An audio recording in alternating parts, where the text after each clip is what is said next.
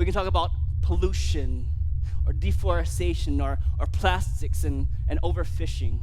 We can talk about how we're rapidly running out of clean water for drinking. We can talk about our obsession with convenience and consumption and materialism. We can talk about our tendency to wage war. And these are all really important issues because they affect us as citizens within our respective regions. But as far as the entire Homo sapiens species is concerned, nothing holds a candle to the threat of global climate change. And nothing is more important than solving our energy needs and our fossil fuel dependency. This is what will define our global times.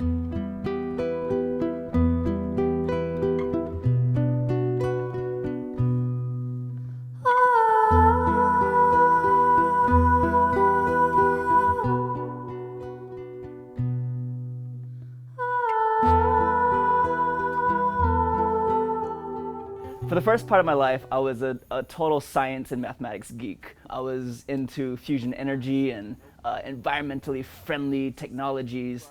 Unfiltered, untamed energy.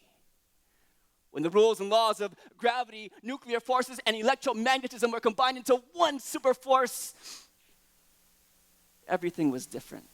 One night, I opened up the paper and I saw this listing. It said slam poetry, and I said, well, that's interesting. I'll go check it out. I've always sort of been into poetry my life. And I'm sitting there in the audience, my spine is tingling. I went home and I wrote. The next day, I wrote some more. I just started to have an epiphany that like this art form is a perfect combination of thinking and literature and theater and performance and musicality. What came when life first appeared on this planet? It depends who you ask. Because if you ask an evolutionary biologist, she'll tell you that Mother Earth oli ke kumulipo during her labor. No kumulipo ika po he kane. No po ele ika po he wahine.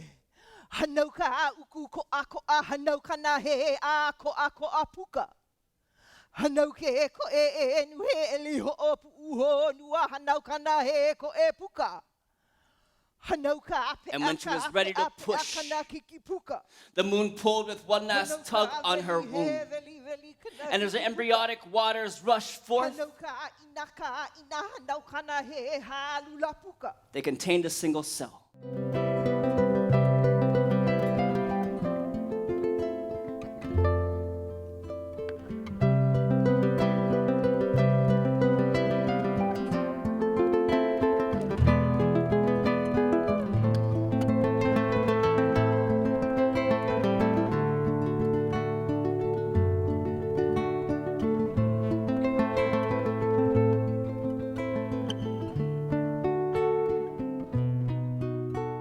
Coming from Hawaii, we grew up with a lot of oral tradition.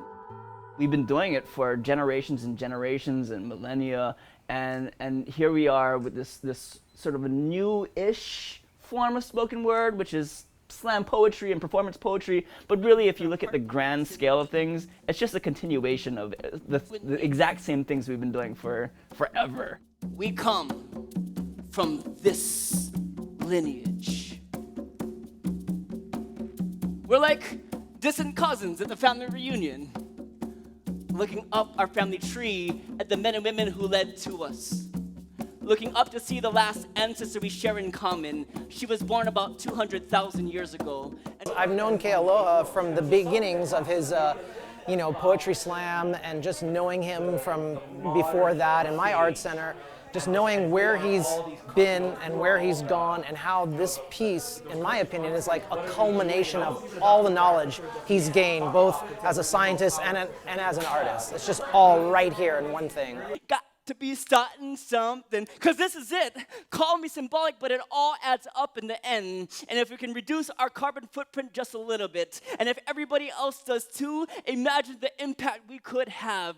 Imagine how sustainable we could be and how much lighter this world would feel in our hands as we pass it on to our children. Use fluorescent yellows and reds in the places where there aren't any color. Dance for the moment, scope your life out of soil, and make the universe smile.